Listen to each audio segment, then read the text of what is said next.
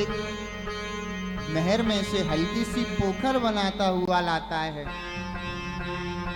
और उसको अपनी बंजर भूमि में लगा देता है तो वह उपजाऊ हो जाती है। ऐसे ही आज से 7 दिन पर्यंत यहाँ श्रीमद् भागवत भागीरथी कल कल कल्लोलवंत बहती हुई चलेंगी। इसमें से आप सभी लोग अपने श्रद्धा के हल से एक हल्की सी पोखर बनाओ, एक पतली सी पोखर बनाओ और उसको अपने कर्ण रंध्रों से प्रविष्ट कर दो। वह कर्ण रंध्रों में से जब प्रविष्ट होगी तो धीरे धीरे आपके हृदय में उतरेगी। आपकी हृदय रूपी जो मरुभूमि है, जिसमें जो वासना का सूखा पड़ा है ना, तो वो अभिसिंचित हो जाएगा। उसमें गुरु कृपा से प्रज्वलित होकर एक बीज उग जाएगा तो एक दिन सुंदर कृष्ण मिलन का अवसर प्राप्त होगा।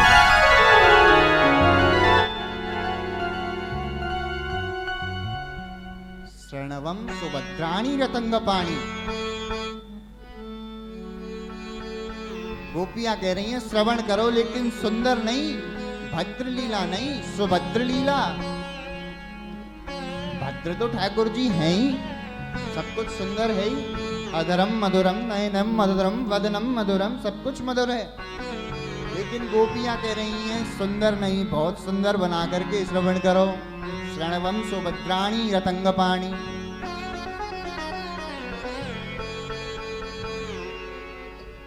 श्रोता वक्ता ज्ञान निधि कथा राम के गूढ़। और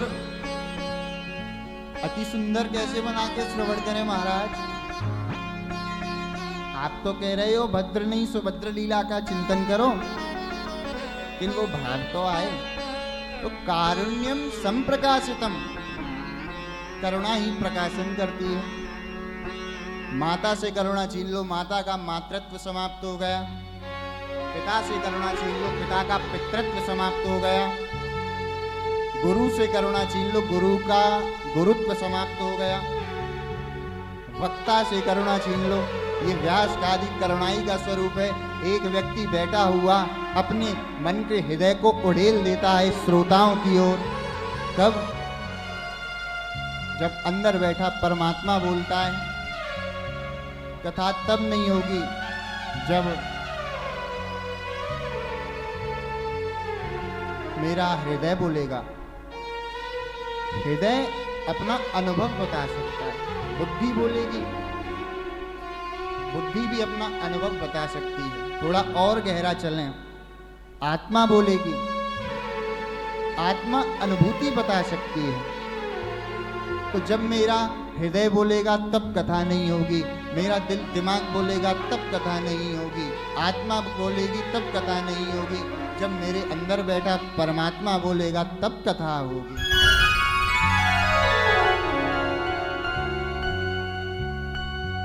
तुलसीदास जी के हृदय में जब करुणा फूटी तो रामचरितमानस जी का निर्माण हो गया। कालिदास के हृदय में जब करुणा फूटी कि ये काली का देश है, कहते हैं महामूर्खता कालिदास।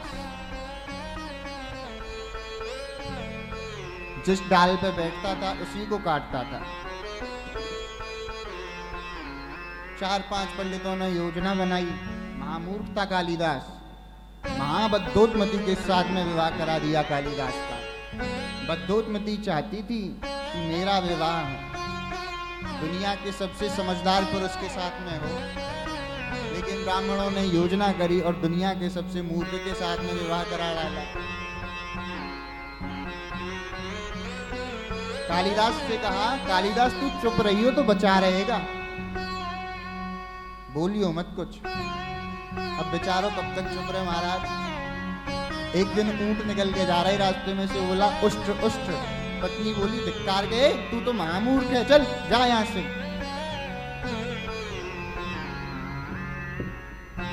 चल जा यहां से। बड़ी शर्म आई कालिदास को, तो महाराज पत्नी ने धिक्कार के भगा दिया। कालिदास भागता हुआ गया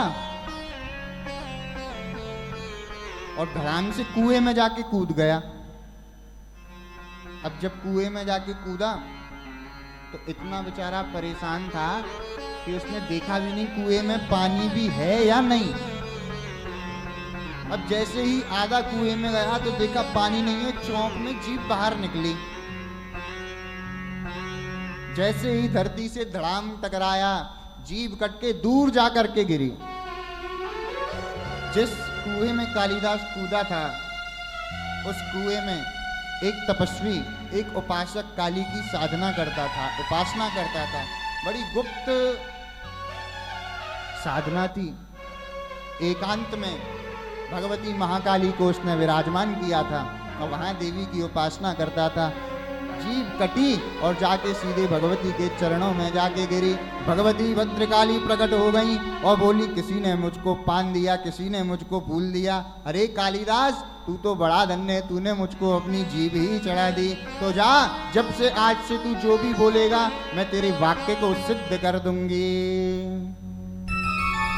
अब कालिदास जब लौट करके अपने घर गया, गेट खटखटाया, अंदर से आवाज आई, अस्ति कश्चिद वाग विशेष।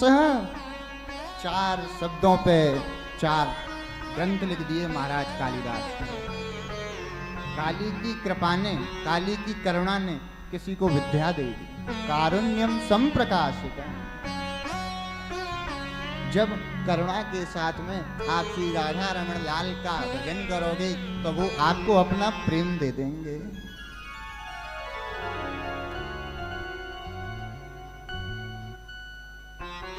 हम श्रीमद् भागवत की कथा का महात्मा आज श्रवण करेंगे।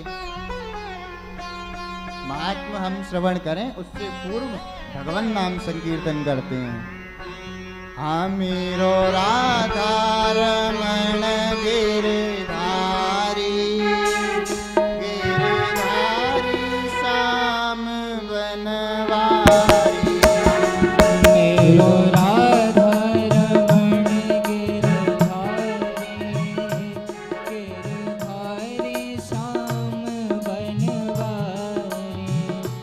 मेरो राधा रमण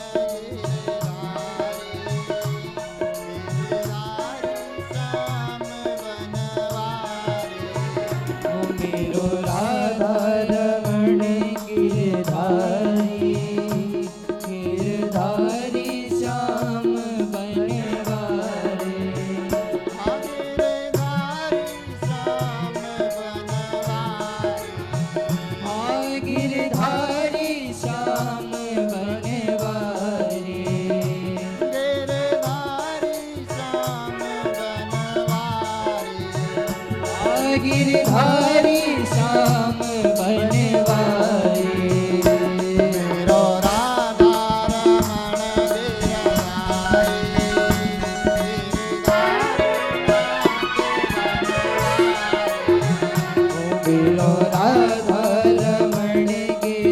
गिरधारी, गिरधारी श्याम बनवारी।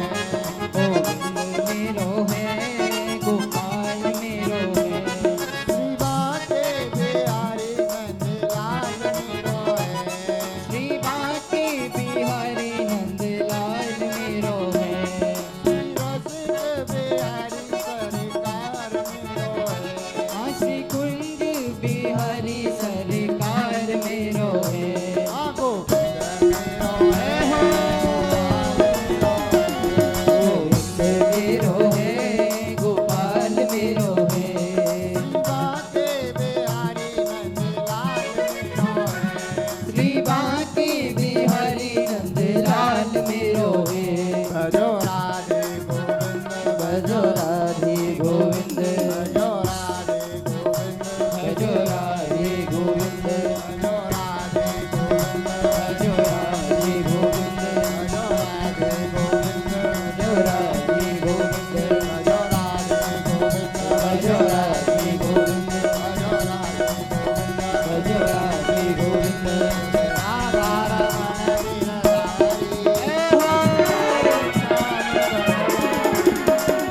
राधा रमण गिरधारी गिरधारी श्याम बनवारी गिरधारी श्याम बनवारी गिरधारी श्याम बनवारी गिरधारी श्याम बनवारी गिरधारी श्याम बनवारी बोल बंसी सारे जय हो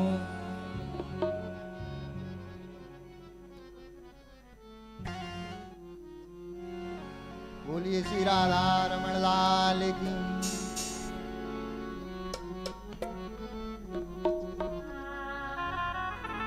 श्रीमद् भागवत जी के महात्मा का सबसे प्रथम श्लोक जो श्री व्यास जी महाराज ने किया वंदना के रूप में, सच्चिदानंद रूपाय विश्वोत्पत्त्यादिहेतवे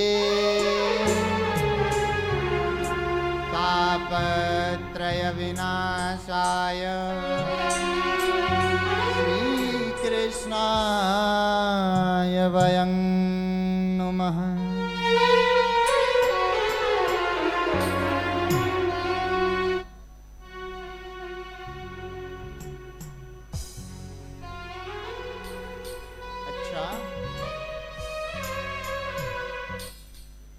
श्रीमद् भागवत जो ग्रंथ है ना, ये वेद व्यास जी ने 18वें पुराण के रूप में लिखे हैं।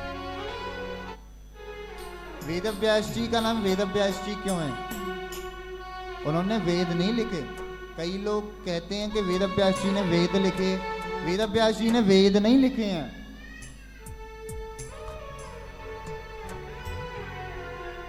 वेद व्यास जी ने एक वेद था, और वेद कब से है? जब से नारायण है तब से वेद है।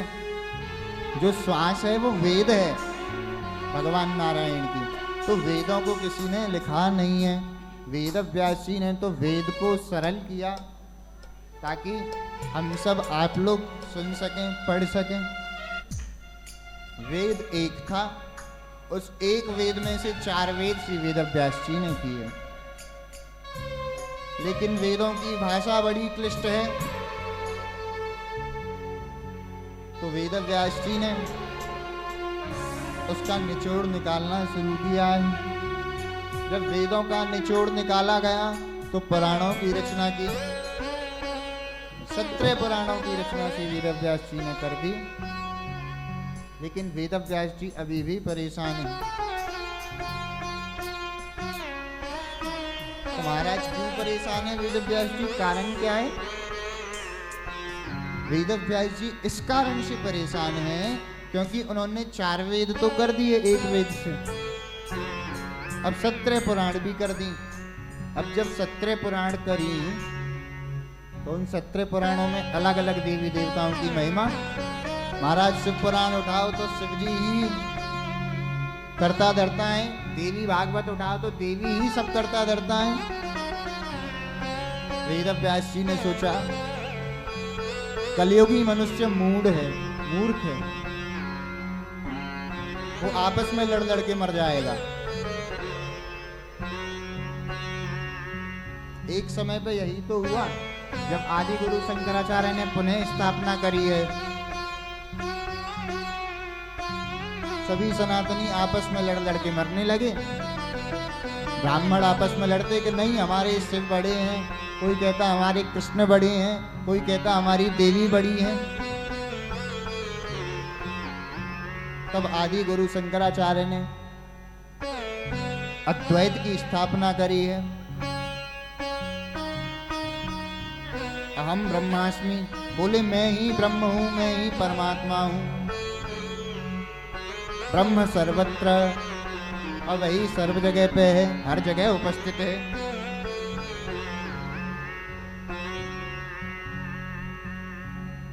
एको ब्रह्म द्वितीयो नास्ति, और ब्रह्म एक ही है, दो है नहीं। बोले कि मेरे अंदर ब्रह्म है और वही ब्रह्म सबके अंदर है, आपके अंदर है, जगह जगह पे है। हरि व्यापक सर्वत्र समाना, हरि व्यापक सर्वत्र समाना,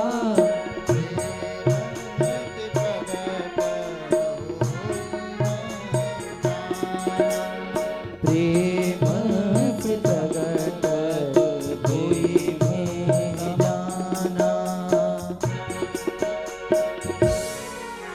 बोलिए श्री राधा रमण लाल की जय हो। वही ब्रह्म सर्वत्र है। अब उसी ब्रह्म को कोई कृष्ण कहता है, कोई राम कहता है, कोई काली कहता है, कोई दुर्गा कहता है। जिसको जिस रूप में प्रकट करनी हो, ठाकुर जी उसी रूप में उसके सामने प्रकट हो जाते हैं। तो जो 18वीं पुराण श्रीमद् भागवत महापुराण लिखी, इसका लिखने का कारण क्या था कि व्यक्ति को स्पष्ट करते। ये जो वंदना व्यास जी ने की है, ये महात्म के अंदर है। और कल आप लोग श्रीमद् भागवत कथा श्रवण करेंगे, उसमें जो वंदना है वो अलग है।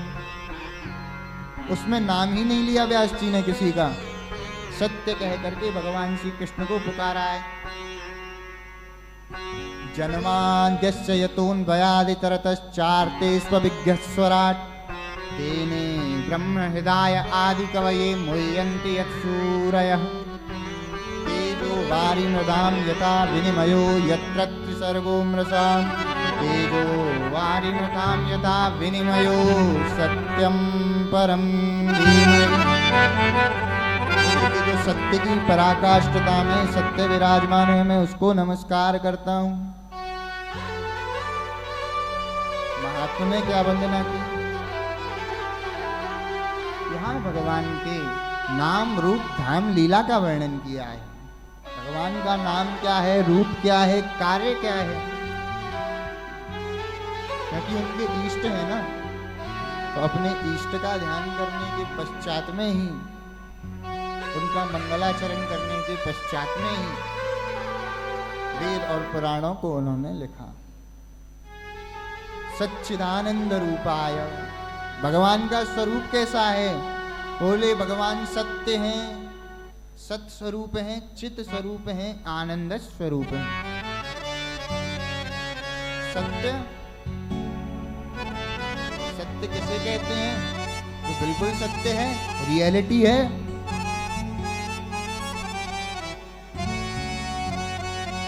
आप लोगों ने मुझे एक स्वर्ण की ईंट दी,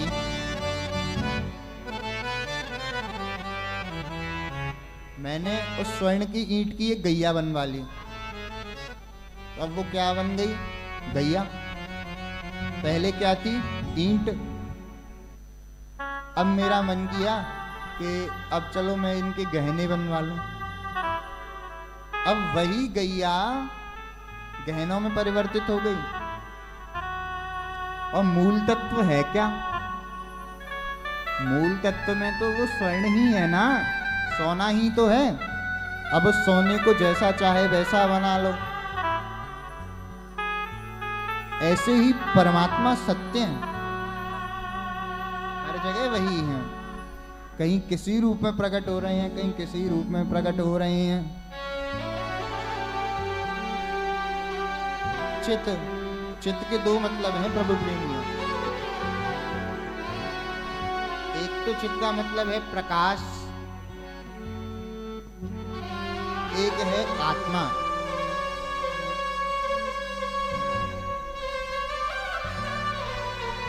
जब प्रभु हृदय में प्रकट होते हैं तो कहो आत्म प्रकाश होता है। व्यक्ति के व्यक्ति का जो वासना से भरा हुआ हृदय है उसमें भगवान का प्रकाश हो जाता है, और जब प्रकाश हो जाता है तो अंधकार नष्ट हो जाता है। अंधकार नष्ट हो जाता है तो सारी गंदगी हृदय से साफ हो जाती है।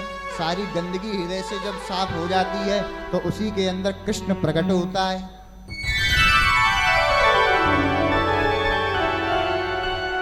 चित्त का एक अर्थ है आत्मा,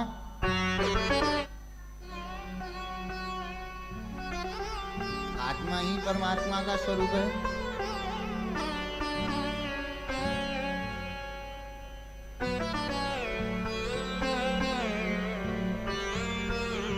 आनंद, भगवान आनंद स्वरूप है।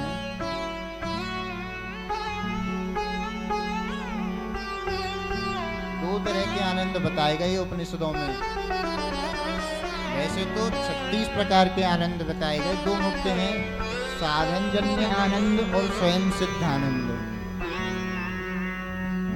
जो आनंद हमें किसी साधन से प्राप्त हो रहा है वो साधनजन्य आनंद है। किसी व्यक्ति से हमें सुख प्राप्त हुआ, किसी वस्तु से हमें सुख प्राप्त हुआ, आनंद प्राप्त हुआ, लेकिन वह कुछ क्षण का है, क्षणिक है। आपने एसी चलाई, जब तक एसी चल रही है तब तक ठंडक है, फिर गर्मी है। तो हम सुख संसार से प्राप्त कर सकते हैं और सुख क्षणिक है। और जो आनंद है ना, परमानंद, वो सिर्फ कृष्ण से ही प्राप्त हो सकता है, स्वयं सिद्ध आनंद। जब हम ठाकुर जी का भजन करते हैं तो ठाकुर जी हृदय में प्रकट होते हैं, और जब हृदय में प्रकट होते हैं तो आनंद प्रकट हो जाता है, फिर वो स्वयं सिद्ध आनंद है। जब हृदय में आनंद रहेगा तो सारी दुनिया आनंद ही हुई दिखाई देगी। जैसा चश्मा लगा लोगे वैसी दुनिया दिखेगी। तो आनंद का चश्मा लगाओ ना। सच्चिदानंद रूपाय,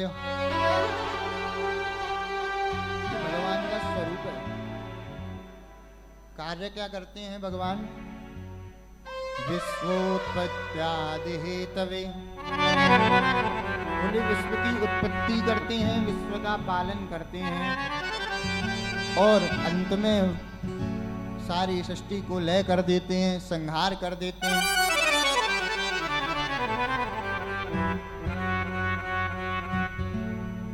जनरेटर, ऑपरेटर, डिस्ट्रॉयर, गॉड, विश्वोत्पत्त्यादि हेतवे। अच्छा, उनका स्वभाव क्या है महाराज? ये तो कर्म है, ये तो करने ही है उन्हें। विश्व की उत्पत्ति कर रहे हैं, पालन कर रहे हैं, लय कर रहे हैं, लेकिन स्वभाव क्या है? तापत्रय विनाशाय, भगवान सभी तापों को विनिष्ट कर देते हैं, ये उनका स्वभाव है। जब उनकी शरणागत भक्त हो जाता है ना तो फिर उसके सभी तापों को नष्ट कर देते हैं। ताप कौन से हैं? दैहिक, दैविक और भौतिक, तीन तरह के ताप हैं। दैहिक ताप जो हमें हमारी देह से प्राप्त हो रहे हैं, दैविक ताप जो हमें देवताओं से प्राप्त हो रहे हैं, आंधी तूफान।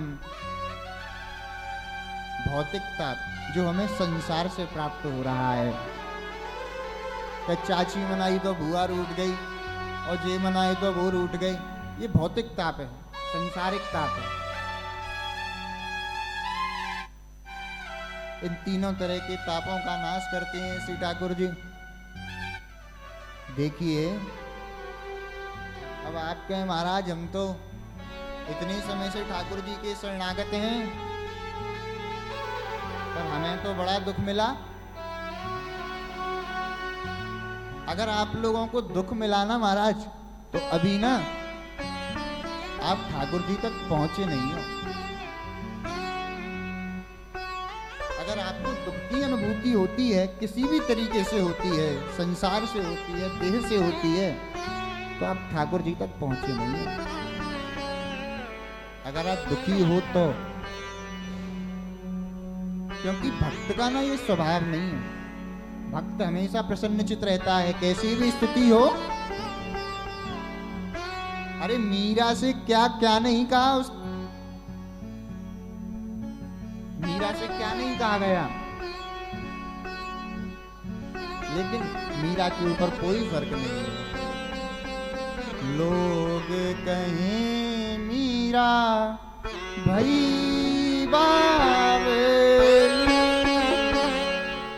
सास कहे कुल नासी रे।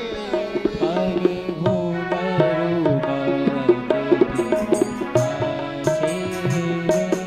पग घूंघरू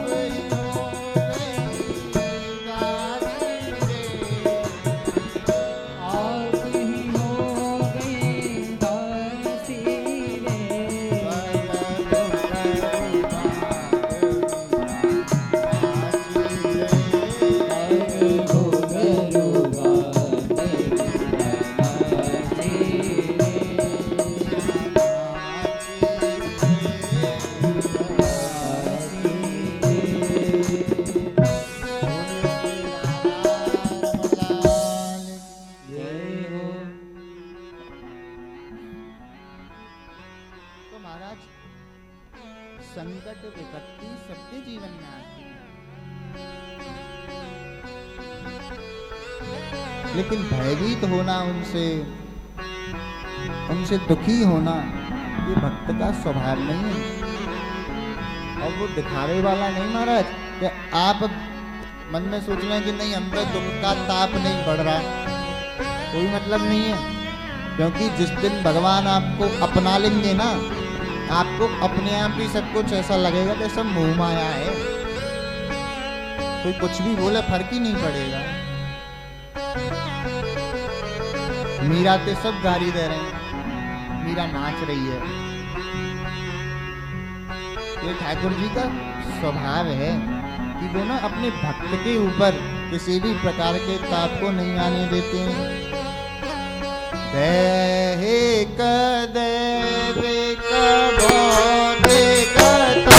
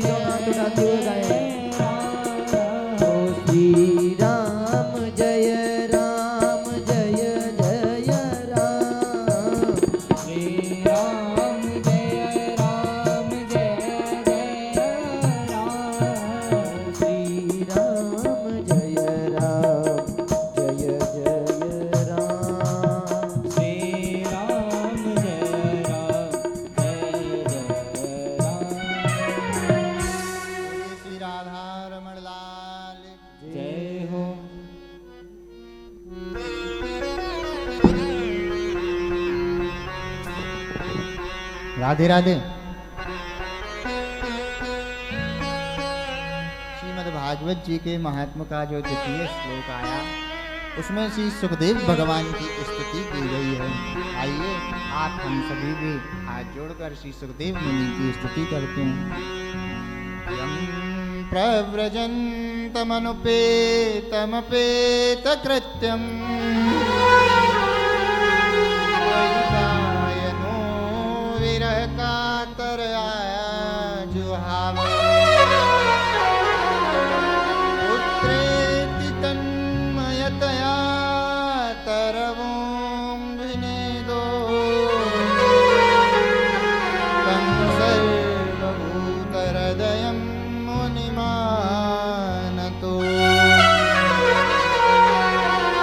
श्री सुखदेव भगवान जय हो।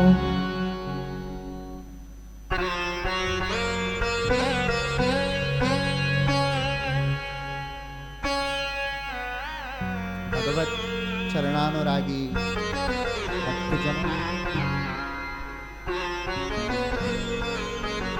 यह श्रीमद् भागवत कथा सर्वप्रथम श्री सूत जी महाराज ने शौनक आदि 88,000 ऋषियों को श्रवण कराई धरती पर।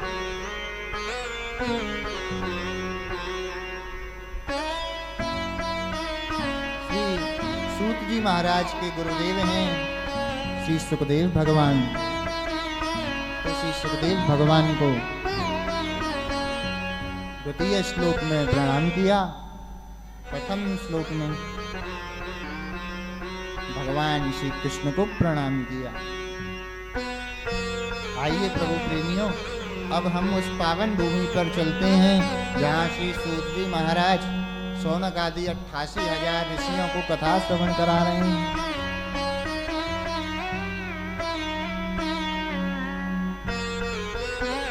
गंगा किनारे पर सूत जी महाराज ने शौनक आदि 88,000 ऋषियों को कथा श्रवण कराई और किसी न किसी तीर्थ में ही कथा श्रवण करने का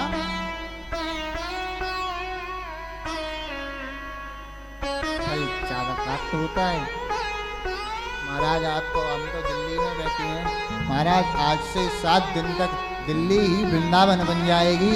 बस एक बार अपने हृदय में श्री राधा रमण लाल को विराजमान कर लो और साथ राधा रमण लाल को जब हृदय में विराजमान कर लोगे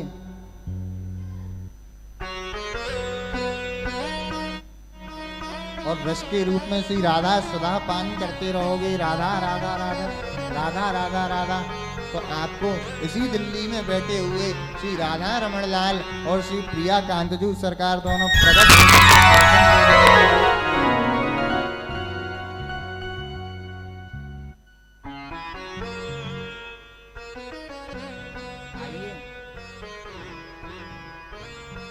सारी व्यवस्था का मतलब यही है कि हमारा मन वृंदावन जाए।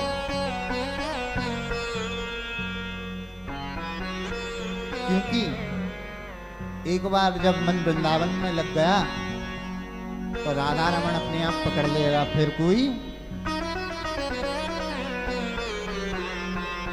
टेंशन की बात नहीं है।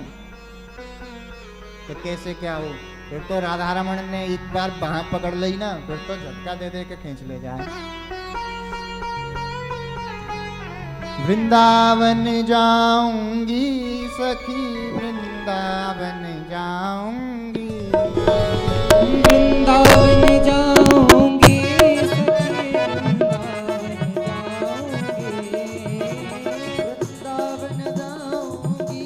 सखी वृंदावन जाऊंगी,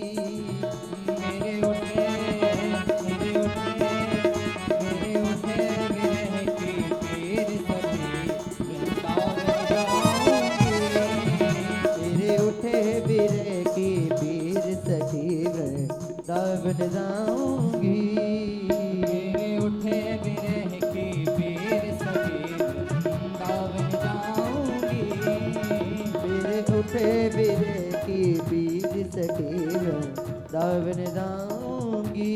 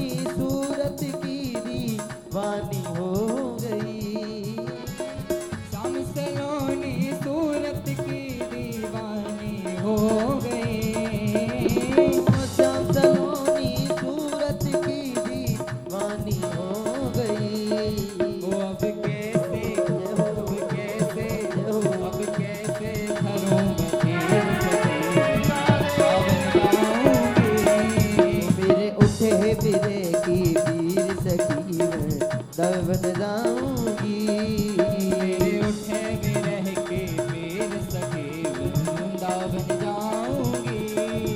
मेरे उठे बिरे की पीर सखी वृंदावन जाऊंगी। राधे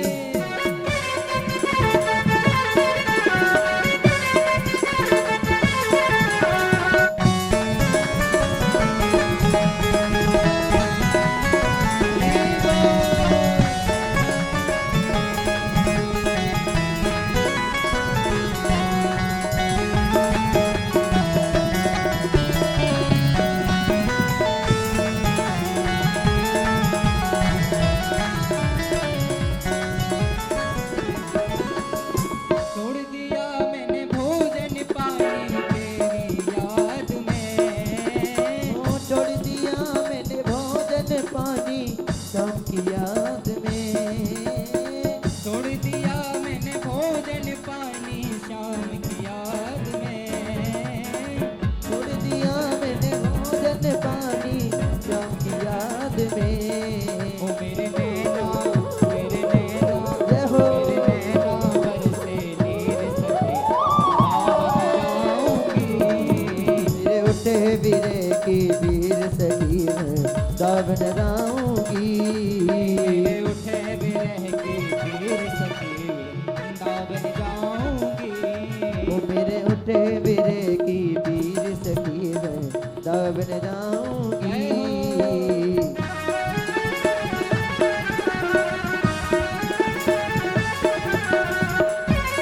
तालियों के साथ सेवा करेंगे।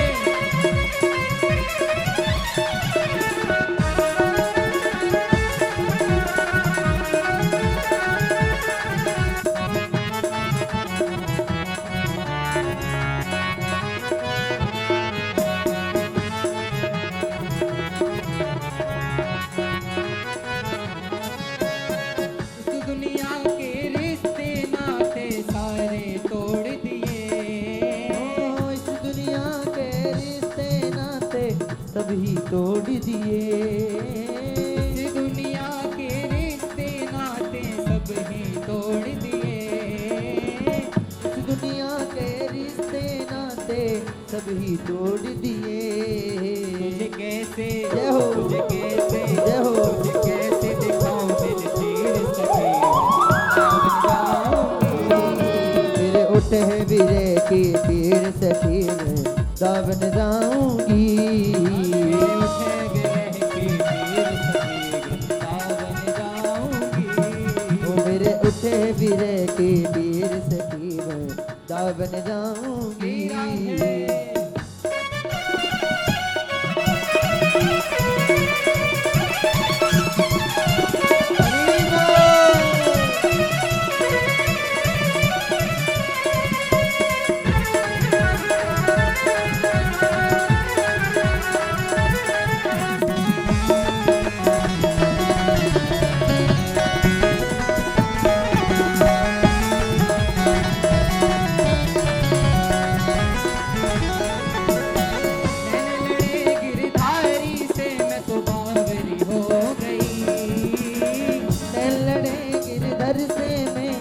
बावरी हो गई।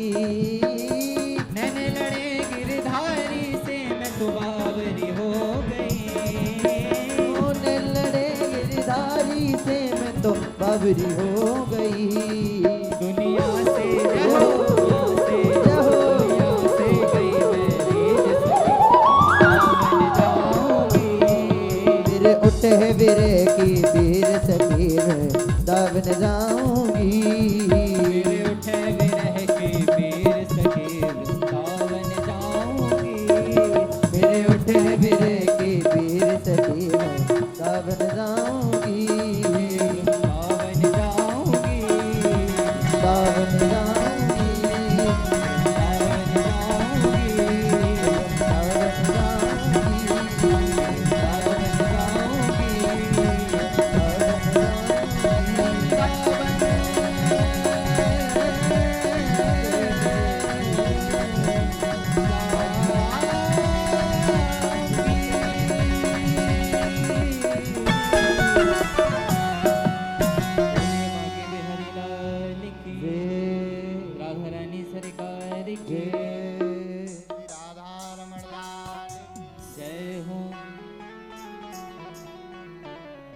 राधे।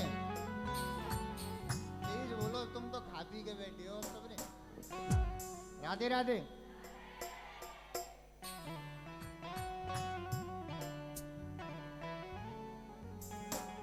सौनक आदि 88,000 ऋषि विराजमान है। 88,000 ऋषि हैं जो कथा श्रवण करने के लिए आए हैं श्री सूत जी महाराज से। प्रश्न कर रहे हैं। जो सौनक ऋषि हैं वो एक ऋषि हैं, उनका नाम है सौनक।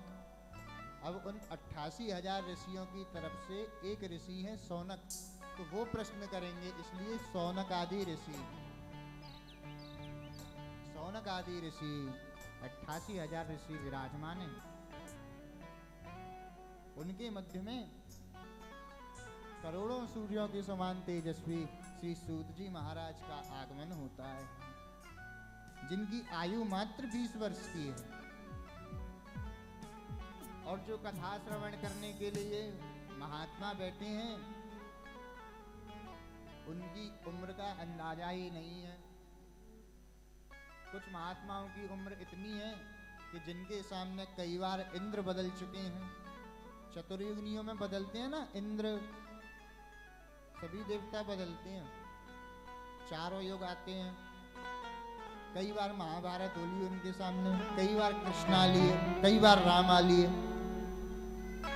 कुछ महात्मा ऐसे होते हैं जो योग विद्या से अपने जीवन में ना तो बुढ़े होते और ना उनकी मृत्यु होती।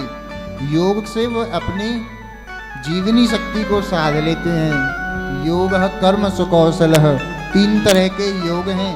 एक योग है पतंजलि का, जो आसनों पे निर्भर करता है। दूसरा योग है ध्यान योग, जो ध्यान पे निर्भर करता है, शिव का।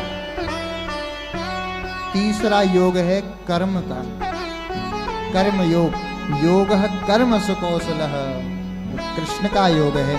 किसी भी कर्म को बड़ी कुशलता से कर देना ही योग है। भगवान नारायण के पास में सभी लोग पहुंचे कि हिरण्यकश्यपु बड़ा भयंकर राक्षस है महाराज, कैसे मरेगा? तो योग कर्म सुकौशल, अपनी योग विद्या के द्वारा भगवान ने एक अलग ही स्वरूप धारण कर लिया। बोलो नृसिंह भगवान। जाकर के वहां हिरण्यकश्यप का उद्धार कर डाला है। योगियों में योगगम्य, ध्यानियों में ध्यानगम्य, अकारण करुणा वरुणालय भक्तिवान चित्कल्पतरु राधा रमणारी जी की कृपा से आज हम सभी इस कार्तिक के महीने में कथा श्रवण का लाभ प्राप्त कर रहे हैं। वैसे तो कभी भी हम कथा श्रवण करें लाभ प्राप्त होता ही होता है, लेकिन कार्तिक के मास में कथा श्रवण करने का अनंत कोटि लाभ प्राप्त होता है। और जो पितृ होते हैं ना, पितृ, वो स्वर्ग में बैठ करके ताल ठोकते हैं। वाह, देखो ये हमारा खून है, सत्कर्म करा रहा है, सत्कर्म हो रहा है इनके यहाँ। तो पितरों को ना तृप्ति मिलती है, क्योंकि पितरों को वहां पे ठाकुर जी शाबाशी देते हैं। तो तुमने अच्छे संस्कार दिए हैं अपने परिवार में, क्योंकि परिवार में जब संस्कार होंगे तभी तो सत्कर्म कराएगा कोई। नहीं तो क्या मतलब चल रहा है महाराज, वैसे ही स्थिति खराब है। अच्छे संस्कार दिए जाएं।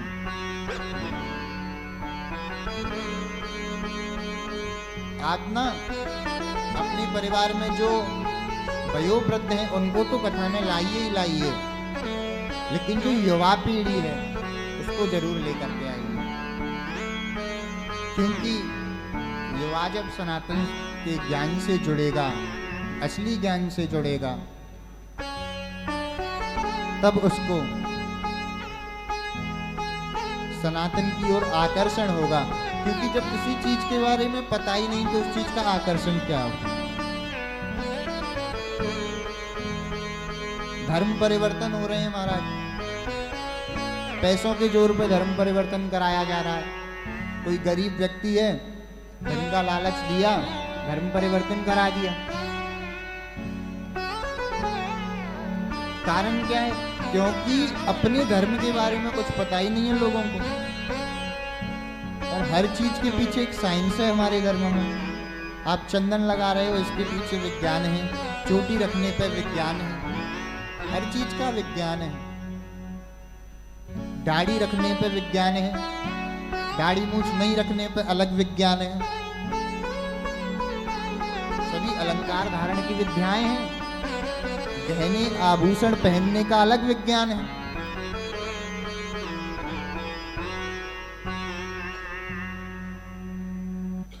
तो सभी अपने घर की युवा पीढ़ी को कथा श्रवण जरूर कराएं। बोलिए राधे राधे। श्री सूत जी महाराज 20 वर्ष के हैं और 88,000 ऋषि विराजमान हैं।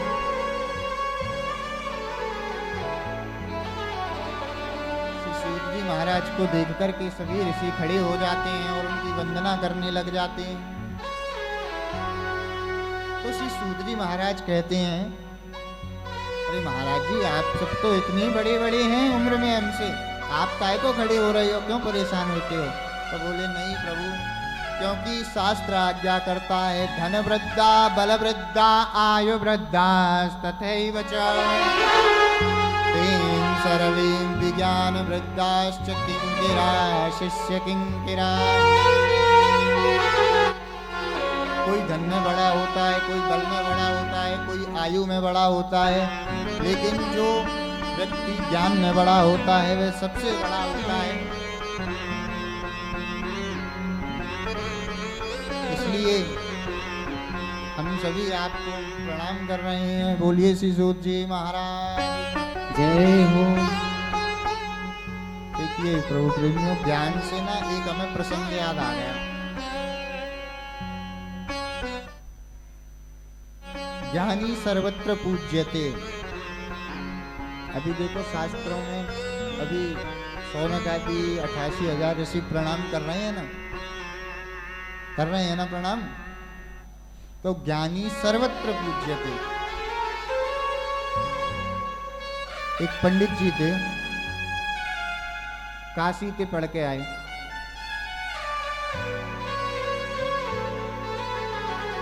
हाथ में एक भागवत जी की किताब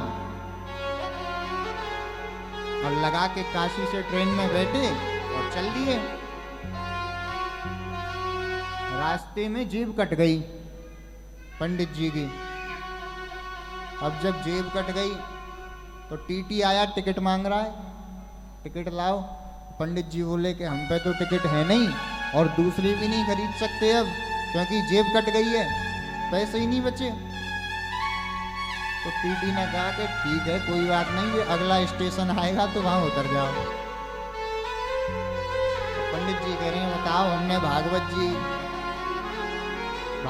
का पाठ करना सीखा, इतने पढ़े लिखे हम, इतने ज्ञानी, और यहीं पे उतार दिया, क्या फायदा हुआ? पंडित जी ने कहा चलो हमें अपने गांव तो पहुंचना है, तो कुछ व्यवस्था तो करी जाए, कैसे पहुंचा जाए गांव। पंडित जी के हाथ में श्रीमद् भागवत जी लग रही, सुनने की अब तो बस भागवत जी ही कृपा करेंगी और कोई सहारा नहीं। तो भागवत जी को लेके जिस गांव में उतार दिए उसी गांव में चल दिए। अब सबसे बोले गांव में जाके, भाई हमें भागवत करनी है इस गांव में। तो गांव में जाके बोले तो गांव के बोले हमें पता ही नहीं होती क्या भागवत, और हमारे कराने की बस्ती नहीं है, सरपंच से मिलो, सरपंच कराएंगे।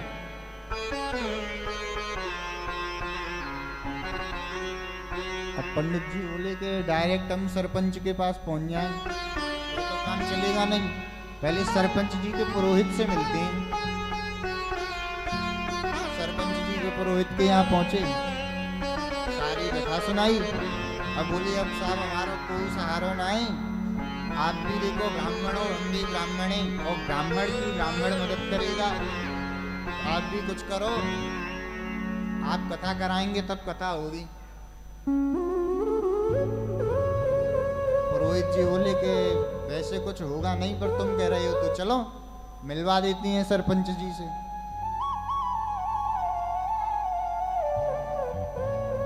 सरपंच जी के यहाँ पहुंचे, सरपंच जी पत्थर पे बैठे हुक्का गड़गड़ा रहे। बताई जाके पुरोहित जी ने कि ऐसे ऐसे काशी से महाराज जी आए हैं और कथा सुनाना चाहते हैं। सरपंच बोले क्या कथा सुनाना चाहते हैं? बोले भागवत, तुम्हारे गांव में भागवत होगी। बोला जी क्या भागवत होगी? जानता ही नहीं था। अब जिसको कुछ पता ही नहीं है उसे क्या पता। बोले क्या भागवत, चलो आ गई भागवत, सुन ली भागवत, जाओ यहाँ से। पंडित जी बेचारे भागवत जी की पोथी लेके चल दिए। अब देखो मजे की बात है, जब पंडित जी चल दिए तो घर के छोटे छोटे बच्चे रोने लगे। उनको लगा जैसे मदारी आता है ना खेल दिखाने, ऐसे ही कोई खेल दिखाने के लिए आए। तब वो रोने लग गए, हमें भागवत देखनी है, हमें भागवत देखनी है। भागवत कैसी चीज है भैया, भागवत देखनी है। और जब घर के छोटे बच्चे रोने लगे तो पंडित जी को दोबारा बुलाया गया। सरपंच जी बोले अरे आओ, तुमने बढ़िया कौत लगा दी, अब दिखाओ भागवत यहाँ पे। पंडित जी बोले महाराज कैसे दिखाएं भागवत, कोई व्यवस्था वगैरह? तो बोले कि ये पत्थर है, इस पत्थर पे बैठ जाओ और दिखाओ भागवत।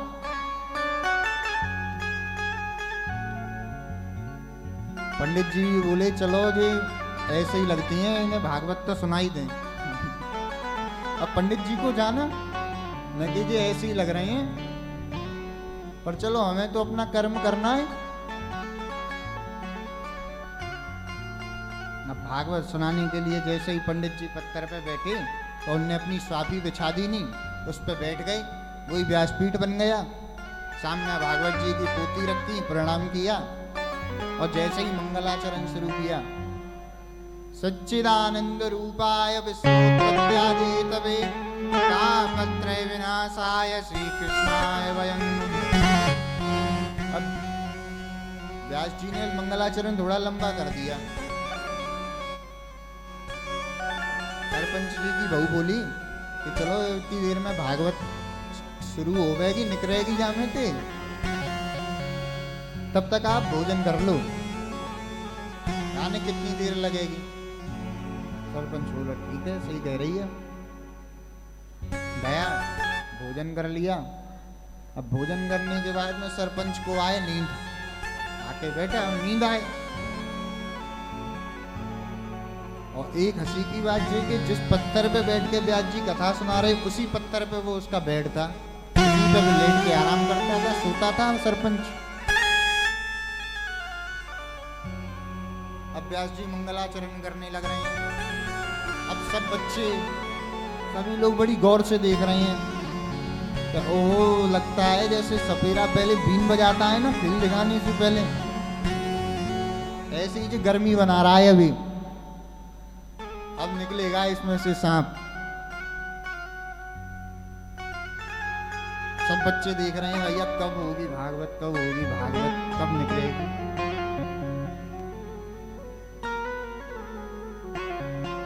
अब प्रसंग चलने लगा भक्ति ज्ञान वैराग्य का। तो ज्ञान वैराग्य गोद में लेटे हैं भक्ति महारानी की में। इतनी देर में सरपंच को नींद आ गई। सरपंच गया और वो व्यास जी की गोद में सिर रखा उसने और सो गया।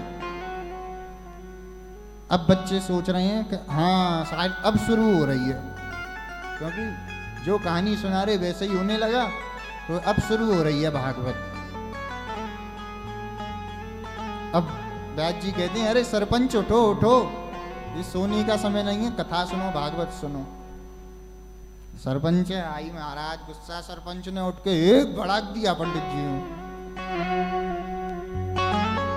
पंडित जी ने कही एक तो हम भागवत सुनाने आए, काशी से आए, और तुम मार रहे हो। पंडित जी भी अट्टे कट्टे।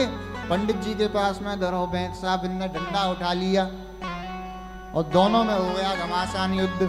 अब वो परीक्षित में दे डंडा और परीक्षित उनमें दे मुक्का, दोनों लड़ रही हैं। अब बच्चे को सो रहे हैं, जी हो रही है भागवत, जी हो रही है भागवत, क्योंकि पता है ही नहीं तो जी भागवत है, यही हो रही है भागवत।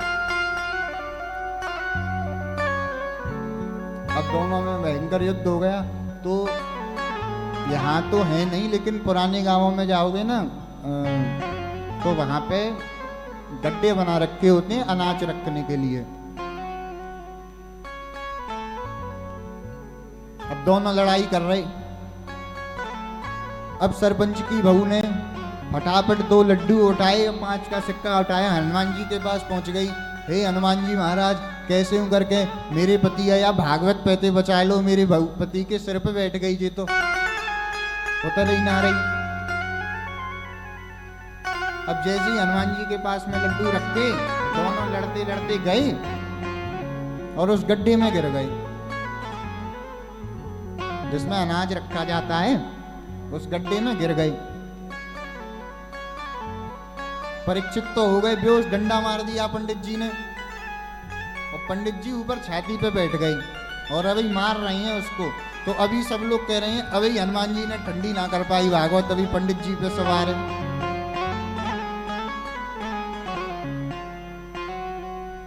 अब ऊपर से परीक्षित जी की बहन चिल्लाए हाथ जोड़ के महाराज अब कैसे हूं करके तुम जा अपनी भागवतें ले जाओ, अब कैसे हूं करके या भागवतें ले जाओ।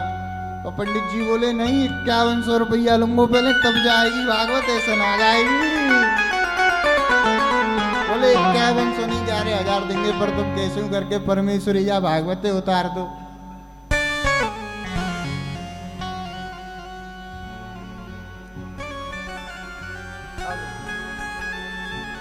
परीक्षितानी जी गई, फटाफट पैसन की बोरी लाई और फेंक दी गड्ढे में ही। अब बोले पंडित जी के अब लाओ हमें ऊपर निकलवाओ। तो गांव वालों ने क्या किया, एक नशेनी ली ऊपर से डाल दी और बोले कि दूर रहना, पंडित जी पर भागवत सवार है, हम पे नहीं हो जाए।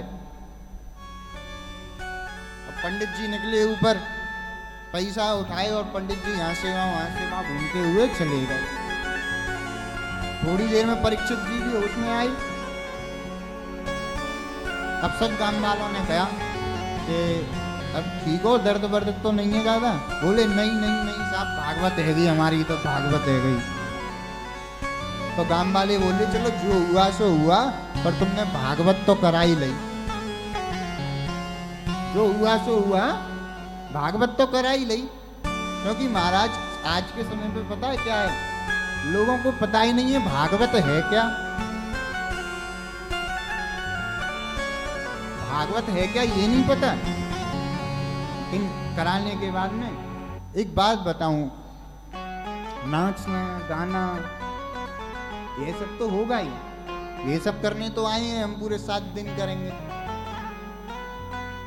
लेकिन मैंने शुरुआत में ही आप लोगों से बात कही कि जब श्रवण केंद्र में होता है तो एक चुनाव होता है। श्रवण कोई छोटी मोटी चीज नहीं है, श्रवण एक यज्ञ बताया है शास्त्रों के अंतर्गत। आजकल लोग जा रहे हैं ना, डिप्रेशन में जा रहे हैं और चीजें दिमागों में चल रही हैं, कुछ समझ में नहीं आ रहा है। कारण क्या है? क्योंकि वो भगवत भक्त नहीं है। भागवत जी की कृपा होने के बाद में तो सबसे पहले डिप्रेशन दूर होता है व्यक्ति का, क्योंकि उत्तर प्राप्त हो जाते हैं। दैहिक ताप है ये डिप्रेशन, और क्या है? दैहिक ताप समाप्त हो जाएगा, दैविक ताप समाप्त हो जाएगा, भौतिक ताप समाप्त हो जाएगा। आपकी जो चेतना शक्ति है वह अपलिफ्ट हो जाएगी, ऊपर को उठेगी। जब चेतना ऊपर उठेगी तो विवेक की जागृति होगी कि सही क्या है और गलत क्या है। व्यक्ति का डिप्रेशन में जाने का कारण क्या है? कोई गलती हो गई, अब वही गलती दिमाग में चल रही है, व्यक्ति डिप्रेशन में चला गया। कब ये क्या होगा?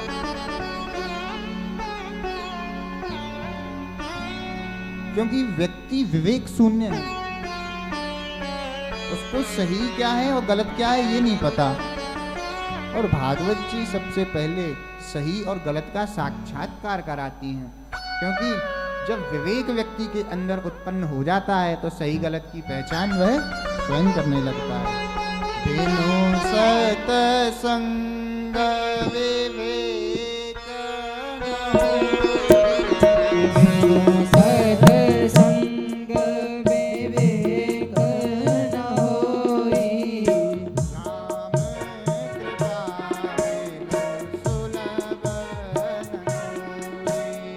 राम कृपा बिनु सुलभ न होई। राम कृपा बिनु सुलभ न सोई। जय राम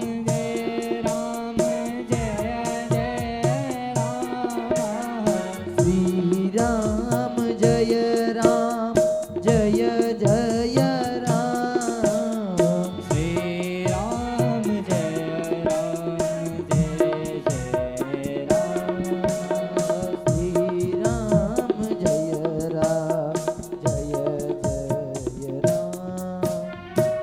श्री राधा रमण लाल की जय हो।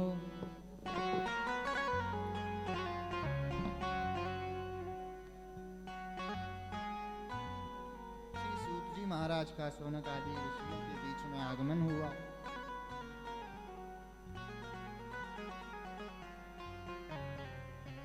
सभी ऋषियों ने भगवान सूत जी का स्वागत किया, उनको विराजमान किया। बोले चिंतामणिर्लोक सुखम सुरद्रु स्वर्ग संपदम, प्रयच्छति गुरु प्रीतो वैकुंठम योगी दुर्लभम।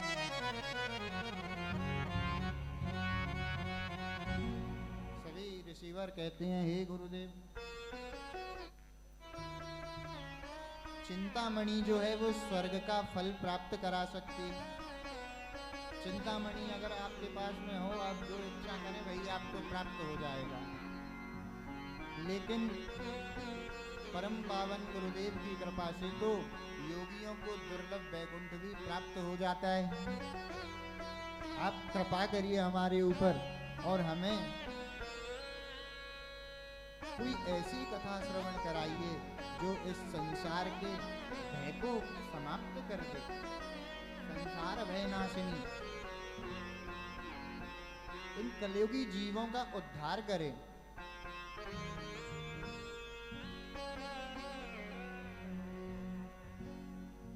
सूत जी बोले, काल व्याल मुखग्रास त्रास निर्णास हेतवे, श्रीमद्भागवतम शास्त्रम कलौ क्षीरेण भासितम्। इस संसार में सबसे ज्यादा डर किस चीज से लगता है व्यक्ति को? मृत्यु से, मरने से सबको डर लगता है, चाहे कोई हो। श्रीमद् भागवत ना मृत्यु है नाशिनी। जब राजा परीक्षित को तक्षक सर्प काटेगा, कथा कल आप श्रवण करेंगे, राजा परीक्षित को तक्षक सर्प काटता तो उसको भय था कि मेरी मृत्यु हो जाएगी, अकाल मृत्यु। जब श्री सुखदेव भगवान ने राजा परीक्षित को 7 दिन कथा श्रवण करा दी है, तो राजा परीक्षित कह रहा है, अब गुरुदेव मुझको भय नहीं लगता, अब मैं अभय हो गया हूँ गुरुदेव, अब मैं अभय हो गया। क्योंकि उसको डर था कि मृत्यु होगी तो मेरी अकाल मृत्यु होगी, भूत बनूंगा, प्रेत बनूंगा। लेकिन भागवत जी ने ऐसी कृपा कर दी कि मरने जीने का कोई सार रहा ही नहीं। देखिए जितने बड़े बड़े योगी तपस्वी महात्मा होते हैं ना, तो मृत्यु का भय उनको भी रहता है। इस चीज में बड़े बड़े तपस्वी योगी हैं जो, उन्हें किस वजह से रहता है? क्योंकि जब उनकी मृत्यु होती है तो वो अपनी आत्मा को स्वयं अपने अंदर से निकालते हैं। सुषुम्ना नाड़ी के अंदर से अपनी आत्मा को नाक के द्वारा निकाल देते हैं योगी, और फिर परमात्मा तक पहुंचते हैं। लेकिन जो भक्त होता है ना, उसको कुछ करने की जरूरत नहीं होती। ये मैं नहीं कह रहा, ये गरुड़ पुराण में लिखी हुई बात है। कुछ करने की जरूरत नहीं होती।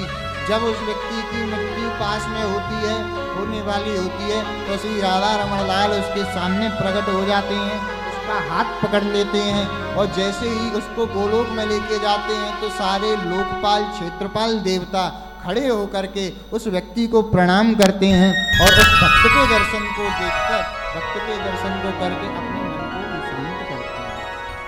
बोलिए श्री राधा रमण लाल की जय हो।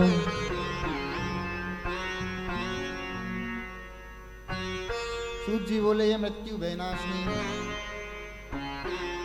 बोले प्रभु कैसे? आप कथा श्रवण कराइए, इससे किसकी मृत्यु का भय दूर हुआ? तब श्री राजा परीक्षित की कथा श्रवण कराई। राजा परीक्षित को सर काटने वाला था, तो श्रीमद् भागवत शास्त्र सुखदेव जी ने श्रवण कराया। जब सुखदेव जी ने कथा श्रवण कराना शुरू किया, तो उसी समय देवता लोग अमृत का कलश लेकर के कथा पांडाल में प्रकट हो जाते हैं। प्रकट होने के पश्चात में कहते हैं कि हे सुखदेव भगवान, राजा परीक्षित को मृत्यु का भय है, तो आप राजा परीक्षित को ये स्वर्ग का अमृत पान करा दीजिए, और आप लोग हमें ये कथामृत पान करा दीजिए। सुखदेव जी ने कहा, ये देवता लोग बड़े चातु हैं, बड़े सातिर हैं। अमृत का कलश लेकर के अब आ गए। तब तो इन्होंने ये अमृत का कलश गरुड़ को दिया नहीं। जब गरुड़ आया था तो मेरी माता के लिए दे दो, तब तो नहीं दिया। अब ये क्यों आ रहे हैं? अरे नहीं, ये इसके योग्य नहीं है। तो भगवान श्री सुखदेव जी ने अयोग्य समझ करके कि ये देवता लोग अयोग्य हैं, ये सौदा करने के लिए आए हैं, इन्हें श्रीमद् भागवत कथामृत पान नहीं कराना चाहिए, उनको वापस लौटा दिया। तो सभी देवता लोग कहाँ पहुंचे? ब्रह्मा जी के पास में। जैसे कोई ग्रुप हो, पूरा कोई बात हो जाए तो ग्रुप के लीडर के पास जाते हैं ना, तो सबसे बड़े ब्रह्मा हैं। ब्रह्मा जी के पास में पहुंच गए, सारी कथा श्रवण कराई, वहाँ के ऐसा ऐसा हुआ, हम गए, हमारी तो बेइज्जती करके भगा दिया सुखदेव जी ने, और वहाँ कथा श्रवण करा रहे हैं राजा परीक्षित। ब्रह्मा जी बोले, अभी शांति रखो, पहले देखो तो सही कि इस कथामृत से राजा परीक्षित की मुक्ति होगी भी या नहीं होगी। जब 7 दिन उपरांत देखा कि राजा परीक्षित मुक्त हो गए हैं, तो श्री ब्रह्मा जी भी घबरा गए। उन्होंने स्वर्गलोक में तराजू बांध दिया, एक पलड़े पे श्रीमद् भागवत जी को विराजमान किया, एक पलड़े पे चारों वेद 17 पुराण सभी वेद विराजमान कर दिए। लेकिन वेद का पलड़ा तो ऊपर उठ गया और श्रीमद् भागवत जी का पलड़ा नीचे हो गया। तो उसी समय संतों ने गर्जना कर दी कि श्री साक्षात भगवान श्री कृष्ण ही श्रीमद् भागवत जी के रूप में विराजमान है। बोलिए श्री राधा रमण लाल की जय हो। कृष्ण एव ही।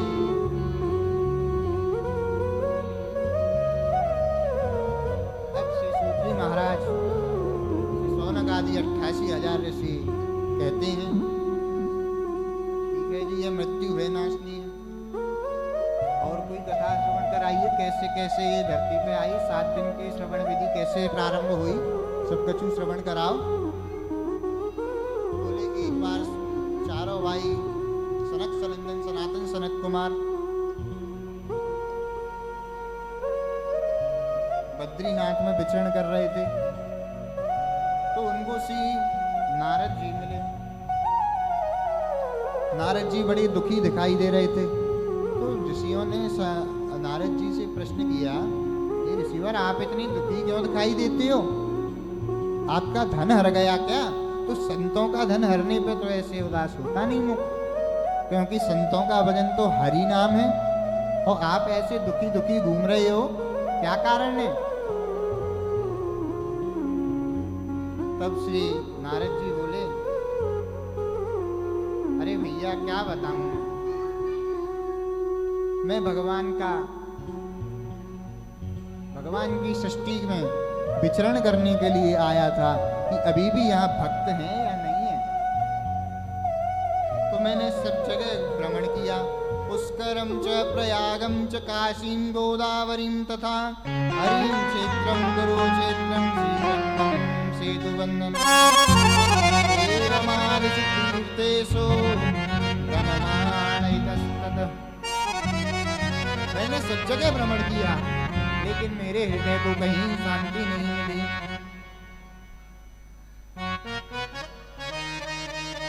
जब मेरे हृदय को कहीं भी शांति नहीं मिली, तो मैंने सोचा कि चलो मैं उस भूमि पर जाता हूँ जहाँ भगवान श्री कृष्ण ने लीलाएं करी। तो मैं कीर्तन करता हुआ श्री राम वृंदावन में पहुँच गया। और जब श्री वृंदावन में पहुंचा तो मैंने वहां एक बड़ा अलग दृश्य देखा। बोले क्या दृश्य देखा?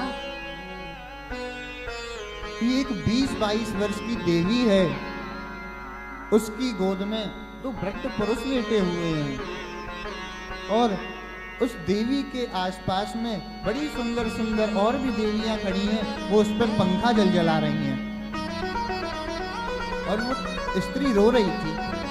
तो मैंने सोचा कि जाऊं इसके दुख का कारण पूछूं, पर मैंने सोचा नहीं, माताएं हैं, अभी मैं चला जाऊं तो मेरे बाबा जी तू क्यों आया है। तो मैं वहां से जैसे ही लौट करके जाने लगा तो उसी देवी ने मुझे आवाज दे करके रोका, वो साधो क्षणं तिष्ठ मचिन्तामपि नाशयः दर्शनं तव लोकस्य सर्वथा गहरं परम्। हे साधु, कुछ क्षण के लिए ठहर जाओ, आपके दर्शन से मुझे बड़ी शांति मिल रही है, कुछ क्षण के लिए ठहर जाओ। तब मैं उसके पास में गया, मैंने उससे पूछा, देवी आप कौन हैं? आपकी गोद में ये वृद्ध पुरुष लेटे हैं, ये कौन है? आपके पास में ये देवियां पंखा जला रही हैं, ये कौन है?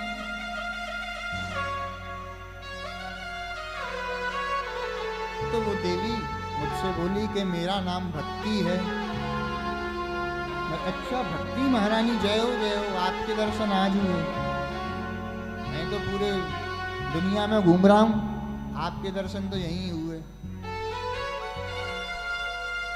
बोले ये गोद में वृद्ध पुरुष लेते हैं, बोले ज्ञान वैराग्य मेरे पुत्र हैं, ये वृद्ध हो गए हैं। बोले आहा, बताओ ज्ञान वैराग्य का तो अब दर्शन भी नहीं होता। एक चीज आप सोचिए, ये कोई कहानी नहीं है, पास्ट नहीं है, भागवत प्रेजेंट को बदलती है। भक्ति क्या है?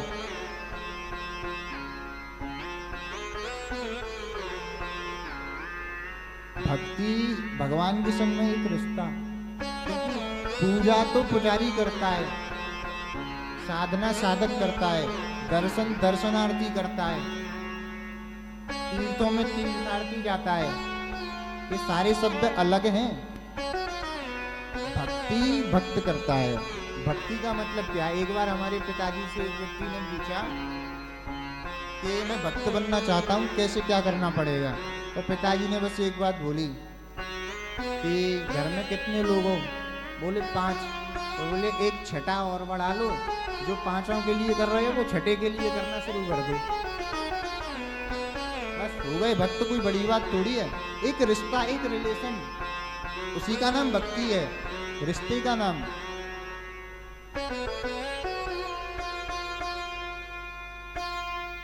अब कहो कि महाराज आपने कह दी रिश्ता, तो क्या है कि कई माताओं ने ना ठाकुर जी अपने पुत्र के रूप में बना रखे हैं, ये हमारे पुत्र हैं।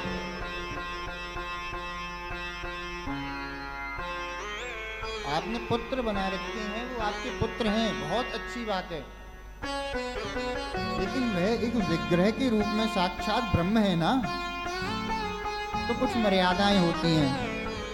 उन मर्यादाओं का पालन करना चाहिए। वृंदावन में जाओ तो कई माताएं टोकरी में बांध के ठाकुर जी और परकम्मा में लेके डोलती हैं। अरे भैया तुम परकम्मा लगाने किसकी आए हो, पहले ये बताओ।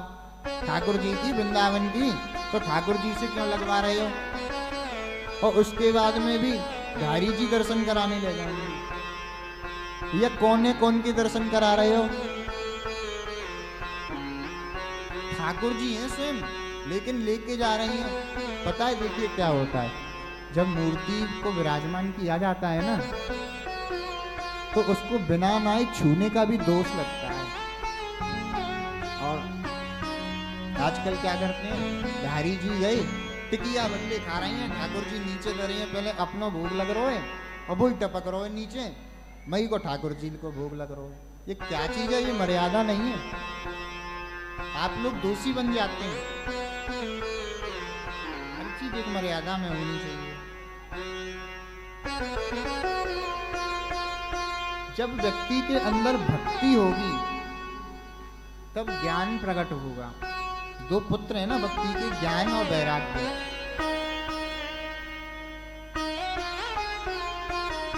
ज्ञान क्या है? कई तरीके की चीजें जानना, कई भाषाएं बोलना, ये ज्ञान नहीं है।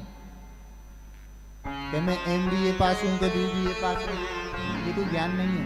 श्रीमद् भागवत जी क्या कहती है कि ज्ञानी कौन है? जो जानता है मैं कौन हूँ, ये कौन है, और वो परमात्मा कौन है, वही ज्ञानी है। और वैराग्य, वैराग्य का मतलब क्या है? किसी सब कुछ छोड़ देना वैराग्य है, सब कुछ छोड़ देना वैराग्य नहीं है। संसार छोड़ दिया हम तो महाराज वैरागी हो गए, नहीं, वो वैराग्य नहीं है। देखिए भक्ति के ऊपर ज्ञान को आसन दीजिए। जब ज्ञान होगा आपके पास में, जब ही तो वैराग्य ले सकते हैं। अभी सब कुछ छोड़ के बैठ जाओ। कभी क्षणिक वैराग्य आता है ना क्रोध में, ओए मैं तो सब छोड़ दूंगी, कि मैं तो सब छोड़ के चल रही, जे लो संभालो, वो कोई वैराग्य नहीं है। वैराग्य का मतलब क्या है? कमल देखा है ना आप लोगों ने? कमल कीचड़ में उगता है। किसी व्यक्ति को नहीं पता हो तो उससे पूछो तो वो कहेगा बड़े ही सुंदर इत्र का सरोवर होगा, बड़े सुंदर माली ने इसकी देखभाल की होगी तब जाके ये बना। लेकिन सच्चाई अलग है, कमल कीचड़ में उगता है। और हम सब, आप लोग सभी इस कीचड़ में ही उगे हैं, संसारिक कीचड़ में। लेकिन कमल की एक विशेषता होती है, वो कीचड़ में तो उगता है लेकिन कीचड़ से ऊपर उठा रहता है। तो हम सबको रहना इस कीचड़ में ही है, लेकिन इस संसार से ऊपर उठे रहो। और उसी कमल की तुलना भगवान के हस्त कमल, नयन कमल, चरण कमल से की जा रही है।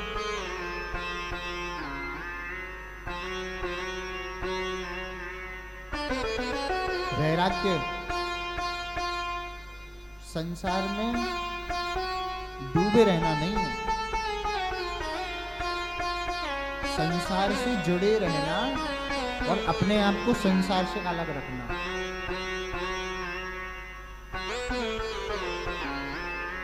एक भजन है ना, महफिल से जुदा रहना संतों से सीख जाएं, हर हाल में खुश रहना संतों से सीख जाएं। वैराग्य अलग है हमारा। आज कुछ लोग कहते हैं कि महाराज जी हमें तो समझ में नहीं आता, वैसे तो सन्यासी हैं, साधु हैं, बाबा जी हैं, और इनके पास में देखो तो इटालियन मार्बल्स लगी हैं इनके आश्रम में, बड़ी बड़ी गाड़ियों से चलती हैं, ये कोई बैरागी हैं? अरे वो तो संतों का, बाबा जियों का ऐश्वर्य है जो ठाकुर जी ने दिया। जिसको जितना दिया वो उतना पाएगा। लेकिन किसी भी चीज का अंदाजा इसे नहीं लगाना चाहिए। कि ये सन्यासी हैं तो ये इसमें घूम रहे हैं, गाड़ी में घूम रहे हैं। अरे घूमने वाले उनका प्रारब्ध है हेलीकॉप्टर में घूमे, लेकिन ऐसे कहना नहीं चाहिए। किसी चीज को समझो पहले, क्योंकि वैराग्य तब समझ में आएगा जब व्यक्ति ज्ञानी होगा। भक्ति के ऊपर ज्ञान को आसन दो, ज्ञान के ऊपर वैराग्य को आसन दो, तब भगवत प्राप्ति के मार्ग पर बढ़ सकते हो। नारद जी बड़ी चिंता में थे, बड़ी कोशिश की ज्ञान वैराग्य को जगाने की, लेकिन नहीं जगे।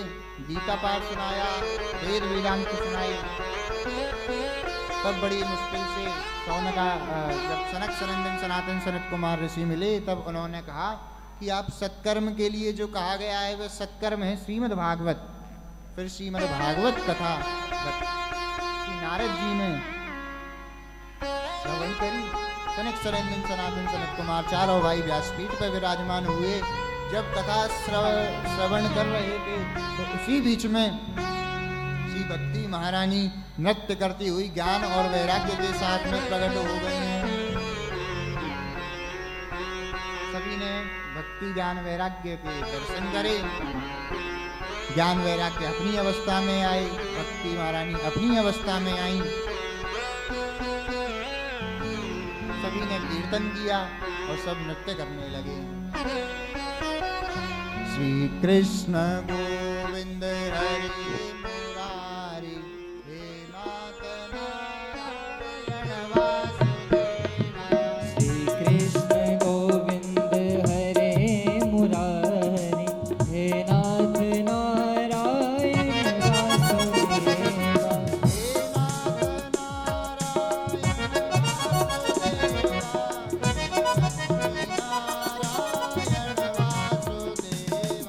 हे नाथ नारायण वासुदेवा, हे नाथ नारायण वासुदेवा।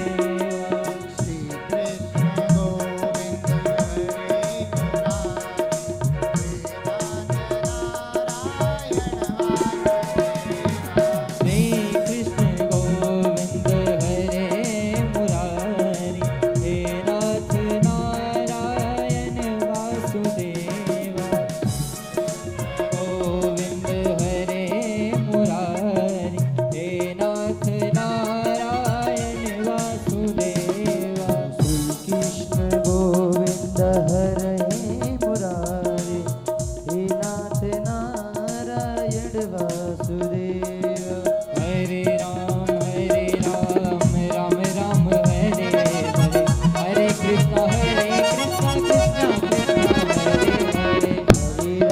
हरे राम राम हरे हरे, हरे कृष्णा कृष्णा कृष्ण हरे हरे। श्री कृष्ण गोविंद हरे मुरारी, हे नाथ नारायण वासुदेवा।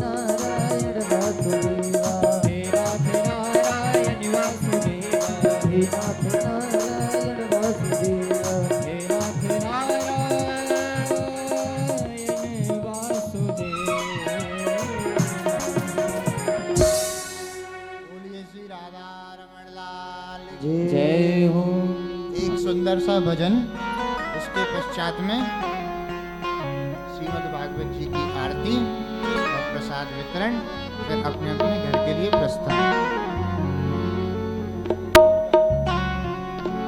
मुकुट सिर मोर का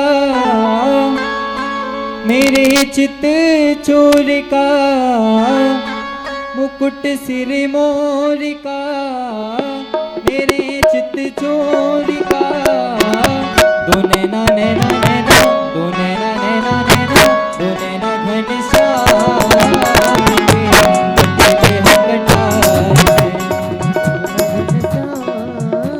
से। कटीले हैं कटार के, दो नैना घनश्याम के कटले हैं कटार से। दोनों घनश्याम के कटीले हैं कटार के। राधे।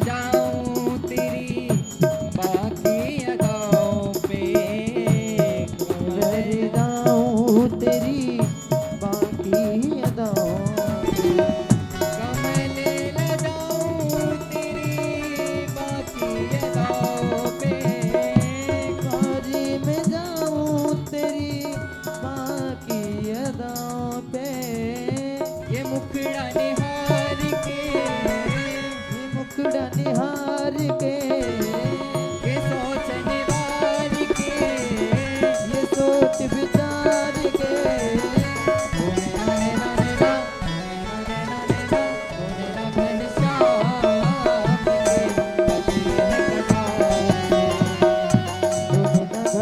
घनश्याम के कटीले हैं कटार के।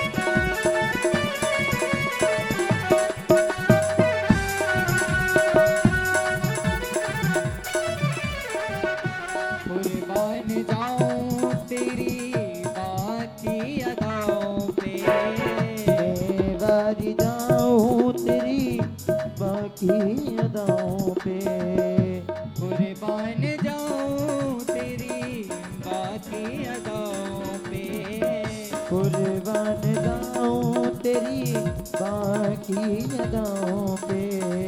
पास मेरे आजा प्रभु भर लूं मैं बाहों में, पास मेरे आजा प्रभु भर लूं मैं बाहों में। जमाने को विसार के, जमाने को विसार के, दिया जा तो पे वार के, दिया जा तो पे बारी के, दो नैना नैना नैना, दो नैना नैना नैना, दो नैना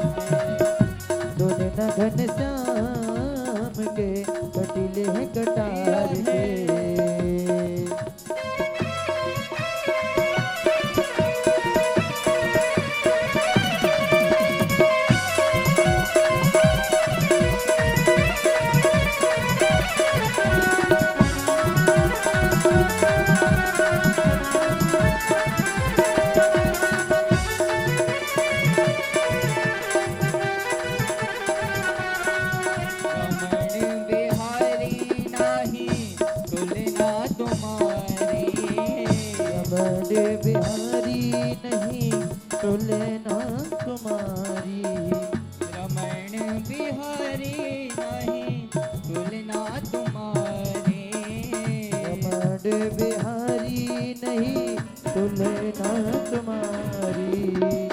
तुम सा न देखा कोई पहले अनारी। तुम सा न देखा कोई पहले अगारी। तुम सा न देखा कोई पहले अनारी। तुम सा न देखा कोई पहले अगारी। दीवानों ने विचार के कहा ये पुकार से। दीवानों ने पुकार के कहा ये पुकार के। तूने नने ना तूने नने नने ना तूने न घनश्याम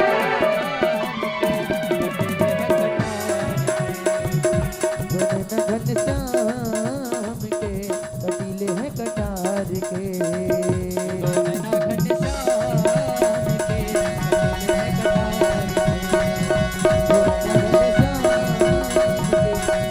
कटार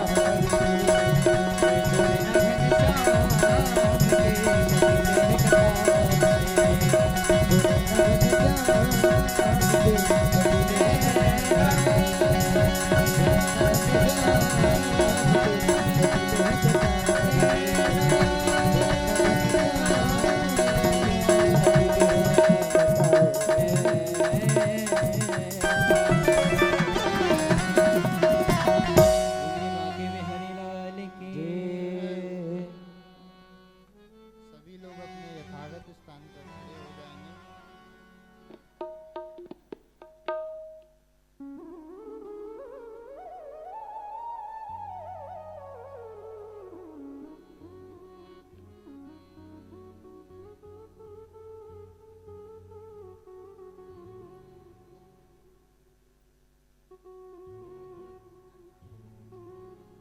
अरे ये माइक ऑन कर दो।